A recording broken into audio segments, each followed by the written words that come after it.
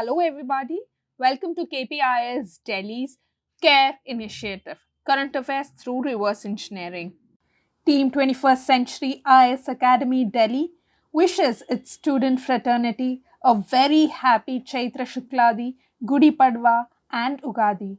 As the new dawn arises, may you unlock your fullest potential to chase your dreams. These are the articles that we'll be seeing today. Households' debt touched an all time high of 40% of GDP by December 2023. What is the context? The context is that there was a research which was conducted by Motilal Oswal, a financial services firm, and it has given its report. All right, what did the report say? The statistics are important. It said this one that the household's debt touched an all-time high of 40% of GDP by 2023. And the other important thing which it mentioned is the net financial savings had likely dropped to their lowest level at around 5% of GDP. Okay, so this is a sign of rising financial distress. These two things indicate that there is a financial distress that we are going through. And within this household's debt, it is the unsecured personal loans that are growing at the fastest pace. And this is followed by secured debt, then agricultural loans, and then comes business loans. Okay. So this research was conducted by Motilal Oswal, and these three statistics are very important. Now, consider the following statements with regards to Indian economy. India's household debt levels have touched an all-time high of 40% of gross domestic product by December 2023. Yes, that is the context of the article, and the heading of the article itself says this thing. Okay. Based on recent data, agricultural loans continue to grow at the fastest pace within the household debt, followed by secured debt. This is wrong because we've just seen that under this household debt, what is the order? It is unsecured personal loans, which is growing at the fastest pace, and this is followed by secured debt, then comes agricultural loans, and then business loans. Okay, so it is not the fastest growing loans. Okay, it is unsecured within household debt, it is unsecured personal loans. So this is wrong. Households' annual borrowings had surged to 5.8% of GDP in 2022-20. This is also one of the important data snippet that the report has produced. It said that households' annual borrowings had surged to 5.8% of GDP in 2022-23, and you have to remember that this is the second highest in the post-independence period. So this is also right. How many of the above statements are correct? First and third statement are right, so only two are correct. With reference to Indian economy, consider the following statements.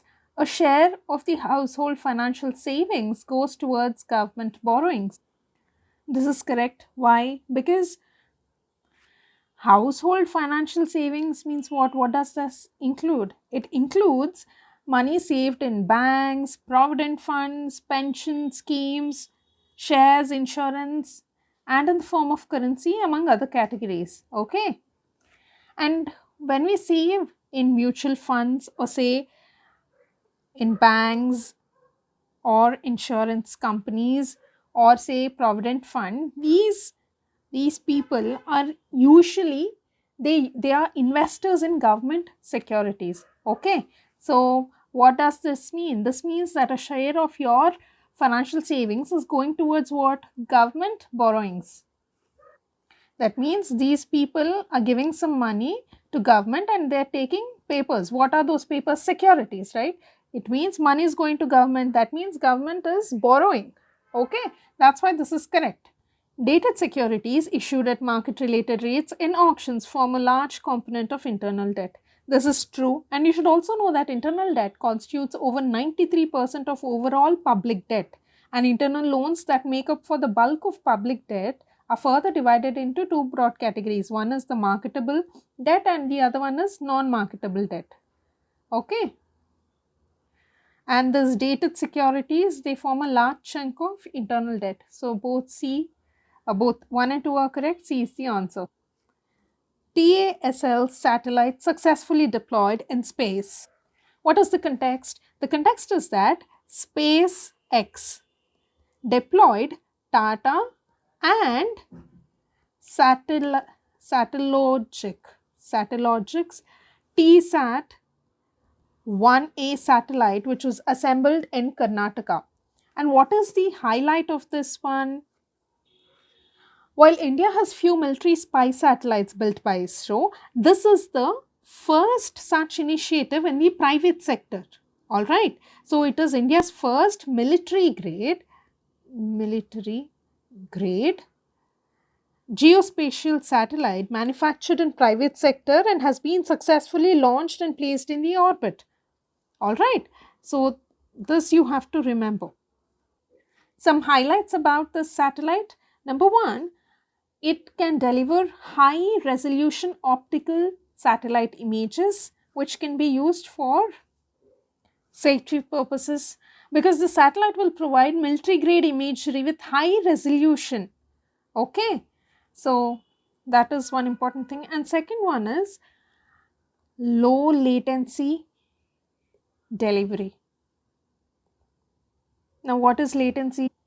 Latency means delay. Okay, so with less delay this will be delivered, the images will be delivered or the data whatever is required will be delivered. Okay, these are some basics and you need to know some points about Stellogic. What is this? Sorry, Satellogic. Okay, what is this? It's a company involved in spacecraft design, data science, Earth observation satellites and image processing. It was founded in the year 2010 and it is headquartered in British Virgin Islands. That is one headquarter, and the second one is in Uruguay, okay, where the actual operations happen. So this is the corporate headquarters. All right. Coming to SpaceX. Space Exploration Technologies Corporation, often referred to as SpaceX, is an American spacecraft manufacturer, launch service provider, defense contractor, headquartered in California. And this company was founded in the year 2002 by Elon Musk. And what is the goal? With the goal of reducing space transport costs and ultimately developing a sustainable colony on Mars. Okay. And the SpaceX currently operates Falcon 9, Falcon Heavy rockets along with Dragon and Starship spacecraft. Consider the following statements. India's first military-grade geospatial satellite manufactured in the private sector has been successfully launched and placed in the orbit by Reliance Industries. Reliance Industries is not even in the picture. Okay, it is SpaceX. SpaceX launched it. Tata and Satellogic are involved here, not Reliance Industries. This is wrong. SpaceX is an American spacecraft manufacturer, launch service provider and satellite communications company headquartered in Chicago. No, it is California. Okay. So this is also wrong. Which of the above statements are correct? Neither one nor two. Now, with reference to AstroSat, the astronomical observatory launched by India, which of the following statements are correct? So some basics about AstroSat. First things first, it is a dedicated multi-wavelength space observatory. That means it can observe different wavelengths in the electromagnetic spectrum. Okay, it will observe the universe in the optical, ultraviolet, low and high frequency X-ray regions of the electromagnetic spectrum. And India's observatory will be the fourth in space after USA, Hubble, Russia and Japan. So India will stand at number 4. Okay, and AstroSat has a lift-off mass of about 1500 kgs and was launched into 650 kilometers orbit inclined at an angle of 6 degrees to the equator. And with what was it launched? It was launched using PSLV C30. All right. So these are some basics. Now, other than USA and Russia, India is the only country to have launched a similar observatory into space. No, Japan is also there now. So USA, Russia, Japan, and then comes India. Now, Astrosat is a 2000 kg satellite placed in an orbit at 1650 kilometer. It is not 1650, it is 650, and the weight is also wrong. It is not 2000, it is what? Around 1500 kgs. So both of them are wrong. Select the correct answer using the code given below. Neither one nor two. Indian Army is observing the year 2024 as the year of technology absorption. So this is the context. And why is it doing so? What does the theme underscore? It underscores the Army's steadfast focus on embracing technology to transform itself so as to keep ahead of adversities in the context of evolving character of warfare. And along with micro level changes, there are some macro level aspects also involved. What are those macro level aspects? Such as organizational restructuring would happen, right? Then there would be decentralization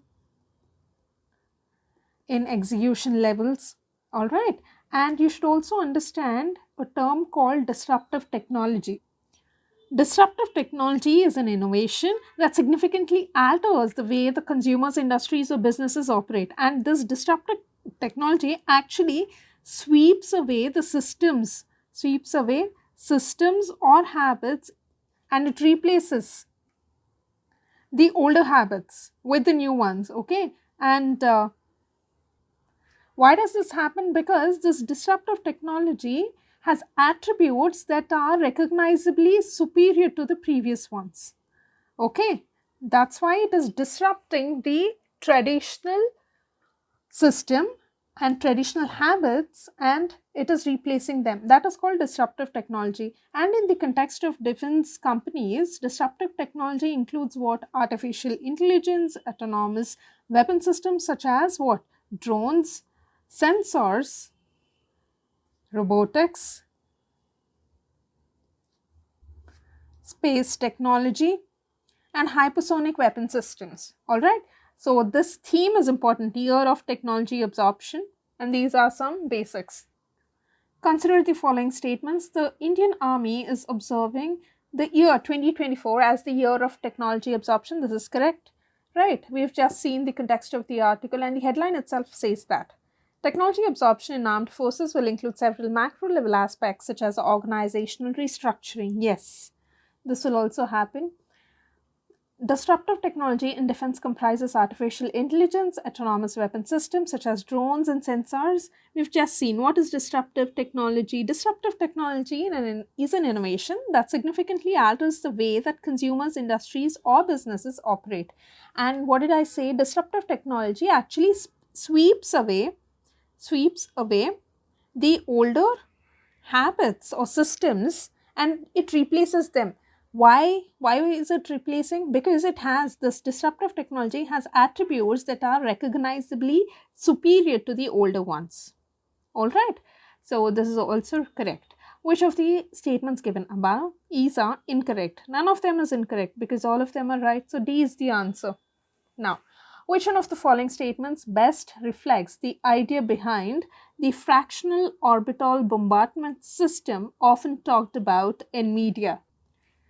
See, first of all, you might not know this answer, whatever it is. However, if you catch hold of this word, what is bombardment? Bombardment means continuous attack on a place, or say, or just aerial bombardment with bombs, shells, missiles. Okay, so that is bombardment. So definitely, if you go through the options, see the second option, a spacecraft lands on another planet after making several orbital motions. Is there any sync between this word and this option? No, so this is wrong. And now a missile is put. See, the first option has missile, so it could be the answer. C also has missile, so it could be the answer. Come to option D. A spacecraft moves along a comet with the same speed and places a probe on its surface. What is this? Is there any sync between this word and this option? No. So this is wrong. Now you have to choose between these two. Okay. A hypersonic missile is launched into space to counter the asteroid approaching the Earth and explode it in space. This is wrong, because the idea behind this FOBS, that is fractional orbital bombardment system, is to put the warhead into a stable orbit and deorbit it over the target. Okay, and what are the advantages? See, the trajectory will be unpredictable because these FOBS can actually alter their course using thrusters. Okay, so it will be unpredictable for the opponents, and you also have stealthy approach. Okay, so FOBS can approach targets from any direction, making it challenging for early warning systems to detect them. All right, and it also has global reach. Unlike the conventional missiles with limited ranges, FOBs have no range limit. Okay, so allowing them to target at any point on the earth. So these are the advantages. Okay, so it is a missile put into stable orbit around the earth and deorbits over a target on the earth. So C is the answer. This is important. Right against climate change, a fundamental right, says the Supreme Court. This is very, very important. Okay, now you should know what case it is and why did the Supreme Court actually pronounce this judgment. All right, so the case is MK Ranjit Sin and others versus Union of India and others. This case name is important.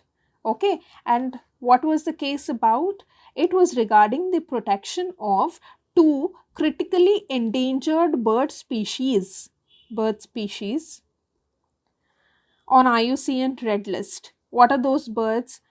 Great Indian Bustard and the Lesser Floricon. Okay, so this is very, very important. Okay, and both these scheduled species listed under part are listed under part 3 of Schedule 1 of Wildlife Protection Act of 1972. Okay, so they are in Schedule 1 of Wildlife Protection Act of 1972. What did the court say? The court said that the right to be free from adverse effects of climate change is inherent part of right to life under Article 21 and right to equality under Article 14 of the Constitution. Okay.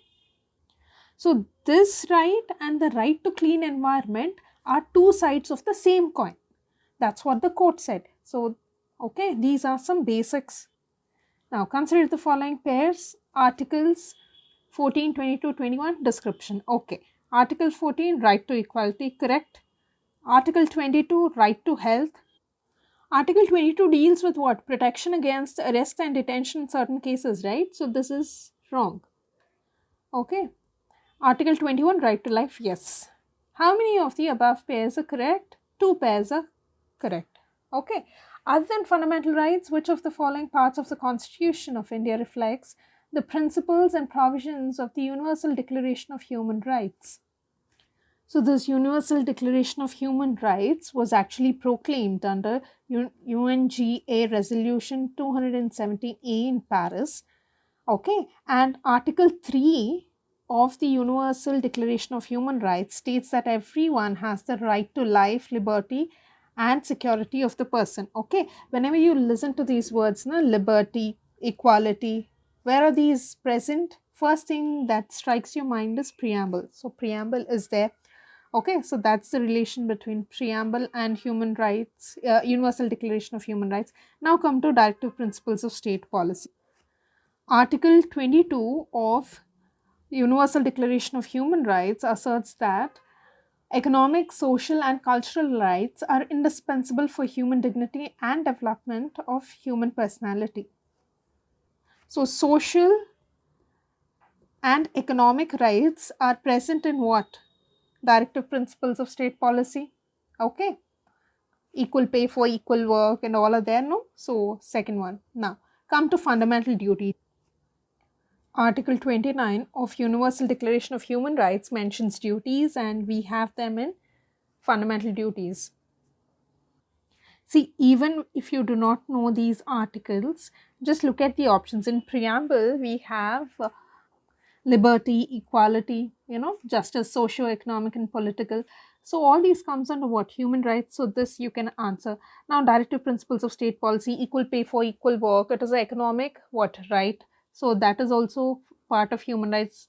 Hence, you can mark two. Now, coming to fundamental duties, you have provisions of renouncing practices that are derogatory to dignity of women. It is also a part of human right of women, right? So 3 is also there. Even if you do not know these articles, you can answer this question. Okay, so D is the answer. Several states are coming to court against center, says Supreme. And why is the Supreme Court saying so? Because states like Tamil Nadu, Kerala, Karnataka have petitioned the apex court on issues related to financial relief from the center. Okay, and what is the Supreme Court saying? The Supreme Court is saying that let there be no contest between the union and the state. We are seeing various state governments having to appear in court, said Justice B.R. Gavai, heading the bench, and he addressed the Attorney General R. Venkataramani and Solicitor General Tushar Mehta, both appearing for the union government. So this remark was made. Recently, Tamil Nadu actually made a statement and accused the center in the Supreme Court of treating the people of state of Tamil Nadu in a stepmotherly fashion. Stepmotherly fashion by delaying the release of disaster relief funds to the tune of nearly rupees 38,000 crore to help tide over the twin calamities of cyclone and unprecedented floods. Okay, so which cyclone were they referring to? Michong. So this is Tamil Nadu's story. Likewise, Kerala also filed first of its kind suit directly in the apex court, blaming the centre for arbitrarily interfering in its net borrowing limit. That this article we have seen in care video also, previous care videos. Okay. And Karnataka also approached the centre for relief. Okay. So these are the states. You can quote them in your mains answers. But for prelims, what is important is part 12, the financial relation between the center and the state and the articles related to it. It is covered under part 12 of the Indian Constitution from article 264 to 293. And it deals with financial relation between the center and the state. Okay. And you also have schedule 7 that describes the ability of the center and states to what? Levy taxes. All right. So these are some basics. Consider the following statements. Tamil Nadu government accused the center in the Supreme Court of delaying the release of disaster relief funds. Yes, we have just seen Tamil Nadu, Kerala and Karnataka. Now, Schedule 8 describes the ability of the center and state to levy taxes. It is not Schedule 8. It is Schedule 7. Even if you don't know whether it's Schedule 7 or any schedule, you should know that Schedule 8 deals with what? Official languages, right? I mean, scheduled languages. There are 22 scheduled languages and 2 official languages. All right. Those are 8 scheduled languages. All right. So this is wrong. Now, part 10 of the Constitution deal with financial relation between center and states. Not part 10, no, it is part 12. Now, articles 256 to 263 deal with the administrative relations, including those between central government and several state governments. This is right. From 256 to 263, it is administrative relations, and from 264 to 293, these are the articles that deal with the financial relation. Okay. So 256 to 263, it is administrative relation between center and state. 264 to 293, They deal with financial relations. So 4 is right. Now, which of the above statements are correct? 1 and 4. A is the answer. Which one of the following is not a feature of Indian federalism? There is an independent judiciary in India. Yes, it is correct. Powers have been clearly divided between the center and the states. Yes, this is also right. The federating units have been given unequal representation in Rajya Sabha. This is because it is based on the population, right? So this is also right. Now, it is a result of an agreement among the federating units. This is wrong because the Indian Federation is not the result of an agreement among the states, unlike the American Federation. Okay, in fact, Parliament has the power to redraw the map of states and map of states when it is being redrawn by the parliament. So this is wrong, no? So D is wrong. So they're asking not a feature. So D is the answer.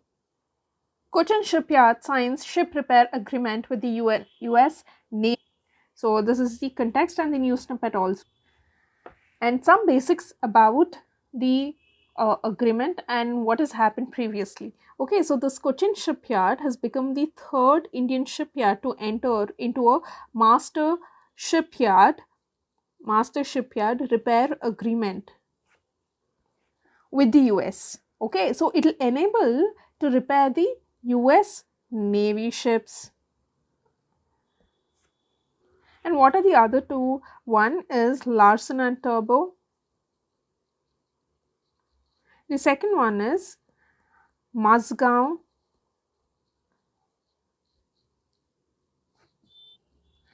Dock Shipbuilders Limited. They also entered into master shipyard repair agreement. Okay, so this is the third such entity.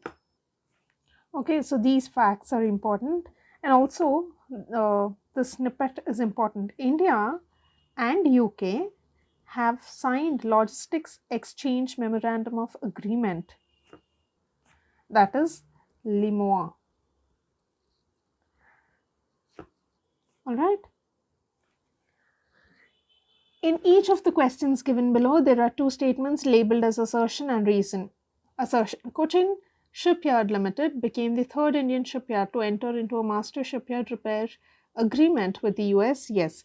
What are the other two? The first two, one is Larsen and Turbo, and the other one, second one, Mazagaon Dock Shipbuilders Limited. So this is right. Reason: the logistics sharing agreement between the UK and India allows for the provision of logistics support, supplies and services between UK and Indian armed forces. This is also true. And it's mentioned, right, that LIMOA was in place between India and the UK. What is LIMOA? Logistics Exchange Memorandum of Agreement. All right. So reason is correct, assertion is correct. But if you combinedly read these statements by adding this word because, Cochin Shipyard Limited became the third Indian shipyard to enter into master shipyard repair agreement with the US because the logistic sharing agreement between UK. See, these two are different countries and these two are standalone statements which are true. Combinedly, they're not making any sense. So both A and R are true, but R is not the correct explanation of A. Consider the following in respect of Indian Ocean Naval Symposium IONS. Inaugural IONS was held in India in 2015 under the chairmanship of Indian Navy. This is not the inaugural session, it was in 2008. Inaugural session as in first session, right? So this is wrong. And IONS is a voluntary initiative that seeks to increase maritime cooperation among navies of the littoral states of the Indian Ocean region. See, even if you don't know anything with respect to second statement, read the question again. Indian Ocean Naval Symposium. Okay, Indian Ocean is there, Navy is also there, and if you're reading the entire statement, there is nothing that is absurd. So this statement is right. Okay, so it is a voluntary initiative that seeks to increase the maritime cooperation among navies of littoral states of the Indian Ocean by providing inclusive and open forum for discussion of regionally relevant maritime issues. All right.